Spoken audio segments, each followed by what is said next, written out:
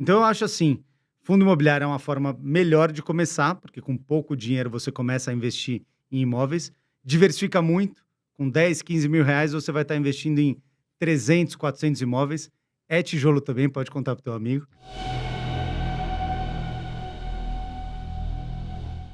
Lui, e a questão de brasileiros, né, que sempre, historicamente, sempre gostaram de investir em imóveis? E até amigos meus falaram assim, putz, cara, investi em fundos imobiliários, mas as cotas caíram e vou voltar a comprar imóvel, porque eu tô vendo imóvel ali, é parede e tal. O que você tem a dizer para essas pessoas que têm receio de, às vezes, vender os imóveis e migrar para fundos imobiliários? Ou, enfim, dar uma diversificada entre imóveis e fundos imobiliários?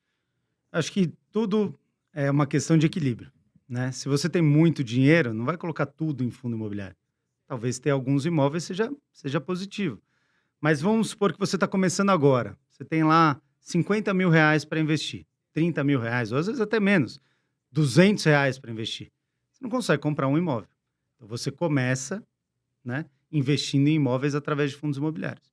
Aí você vai crescendo, vai todo mês aportando mais, comprando mais cotas e tudo mais. Chegou um belo dia, você tem lá 1 milhão de reais em fundos imobiliários. E aí a tua filha vai casar. Custa 100 mil reais o casamento. Se você tem um imóvel, só um imóvel de 1 milhão de reais e você precisa de 100 mil, o que você vai fazer? Você vai ter que vender o imóvel. Uhum. E se você tiver que vender o imóvel em qualquer momento, pode ser que você tenha que vender o imóvel com prejuízo. Exato. Então volta um pouco no começo da nossa conversa, né? Se o imóvel tivesse precificação diária, minuto a minuto, as pessoas também iam olhar e falar, nossa, minha casa valorizou, desvalorizou. Eu acho que o que traz a beleza do fundo imobiliário é justamente a liquidez, mas é o que também traz o maior desconforto, que é a variação do preço. Então eu acho assim, fundo imobiliário é uma forma melhor de começar, porque com pouco dinheiro você começa a investir em imóveis, diversifica muito, com 10, 15 mil reais você vai estar investindo em 300, 400 imóveis, é tijolo também, pode contar para o teu amigo. Tá lá, tá escriturado em nome Sim. do fundo, você é cotista do fundo. Então, assim, tomar muito cuidado quem é o gestor, quem que está cuidando daquele portfólio. Mas os maiores gestores, BTG, Itaú, Credit Suisse, grandes instituições que têm muita estrutura para cuidar daquele portfólio. Então, os melhores imóveis, os melhores inquilinos cuidados por grandes instituições. Eu acho que é uma fórmula que tende, ao longo do tempo, a ir complementando o investimento das pessoas no setor imobiliário. Não ficar só no, eu vou comprar um terreninho, vou comprar um conjunto comercial. Imagina que, voltando no exemplo da casa de 1 milhão, né?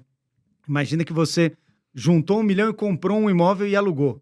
Se o imóvel fica vago, você tem 100% de vacância. No fundo imobiliário com 1 milhão em 30, 40 fundos, a chance de vacância é zero. Vai ter vacância, alguma vacância? Pode cair um pouco de dividendo? Pode, mas você não vai a zero. Então, por essas e por outras, na minha visão, não elimina o investimento em imóveis. Acho que pode ser uma boa, sim, investir em imóveis, mas acho que nem só um, nem só outro, né? Se você tem condições financeiras de comprar imóveis, compre um imóvel, 2 imóveis, enfim, invista um pouco em imóveis, mas fundo imobiliário tem uma série de vantagens que, para mim, torna incomparável com o investimento em imóveis diretamente. Agora você citou um ponto importante, que é a questão da diversificação de imóveis, aproveitando o gancho aqui. Nós temos alguns fundos imobiliários na bolsa de tijolo que eles são monoimóvel, né? Que tem apenas um galpão ou, enfim, um imóvel. O que você pensa? É arriscado para o investidor investir em fundos monoimóvel? Então, é que quando você investe em um fundo que tem apenas um imóvel, você entra no mesmo problema que eu falei há pouco, né? Se esse imóvel ficar vago, Vacância. você tem. Então, eu acho que o ideal, e isso é uma parte da evolução da indústria, né? Como eu disse, quando a TX começou o primeiro fundo, imagina 15 mil investidores e alguns poucos bilhões de reais em fundos. Hoje a indústria tem aí 200 bilhões de reais e 2 milhões de investidores. Então, acho que a indústria evoluiu muito, amadureceu muito. E eu acho que faz parte do amadurecimento da indústria uma certa consolidação. Em vez de ter tantos fundos menores, você ir aglutinando em fundos maiores e aí, com o tempo, você investe em grandes fundos. Então, se você comparar com o mercado americano, por exemplo, tem REIT, que o valor de mercado, o REIT é o fundo imobiliário americano, Sim. né? O primo, digamos assim, o primo americano do fundo imobiliário.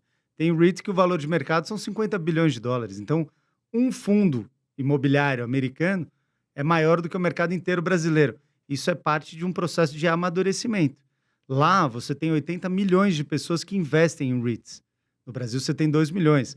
Lá representa 25% da população. Aqui representa 1% da população. Não chega a 1%. Então, acho que a indústria ainda tem muito o que amadurecer. E acho que parte desse amadurecimento vai ser tornar cada vez mais raro fundos monoativos e cada vez mais comum grandes fundos com portfólios realmente grandes. Aproveitando o gancho da sua pergunta, até a Carol estava para perguntar, desculpa. Mas eu preciso aproveitar esse gancho para fazer uma pergunta. Lá nos Estados Unidos, os REITs eles podem se alavancar, eles podem captar dívida no mercado. A taxa de juros, quando a taxa de juros nos Estados Unidos ainda era bem baixa, muito baixa, e investir em grandes imóveis e receber mais dividendos, que é um negócio assim super interessante.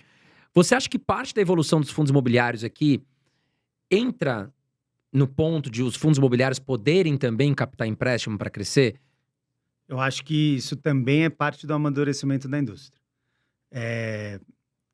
Claro que no Brasil é mais difícil tomar empréstimo, porque o patamar de juros é estruturalmente mais alto do que o patamar americano. Agora, tudo é uma questão de como você toma esse empréstimo, né? No caso, por exemplo, do TXF11, que é o nosso fundo, a alavancagem que a gente fez no fundo é a antecipação de contratos de locação longos e contratos que a multa é a antecipação do saldo remanescente. Então, faltam 50 meses de aluguel. O inquilino quer rescindir, ele tem que pagar 50 aluguéis. Tá. Então, com essa característica de um contrato muito amarrado, que é o chamado contrato atípico de locação, virou um jargão de mercado. Então, com esse contrato muito amarrado, você antecipa, você vai num banco ou vai numa securitizadora e antecipa esses aluguéis. Então, essa é uma maneira saudável de você se alavancar, porque você está com indexadores casados. Então, a sua dívida é indexada por IPCA, seu aluguel é indexado pelo IPCA. A parcela que você recebe casa com a parcela que você paga. Então, acho que esse é um tipo de alavancagem saudável. Agora, você tomar uma dívida CDI, quando o CDI está baixo, descorrelacionado do teu contrato. Então, às vezes, um percentual pequeno de alavancagem pode significar mais risco para o investidor do que um percentual maior de alavancagem num fundo que você tem uma alavancagem bem amarrada. Então, também isso é parte do amadurecimento da indústria. A indústria americana é uma indústria de décadas. Então, já está maduro essa estrutura de... O investidor entende que você toma dívida, você pagando juros, sobra mais resultado no final do mês. Então, dependendo de como amarrar, é mais rentável. Então, lá, o mercado está mais maduro, compreende isso. No Brasil, a gente ainda está... Evoluindo, sem dúvida.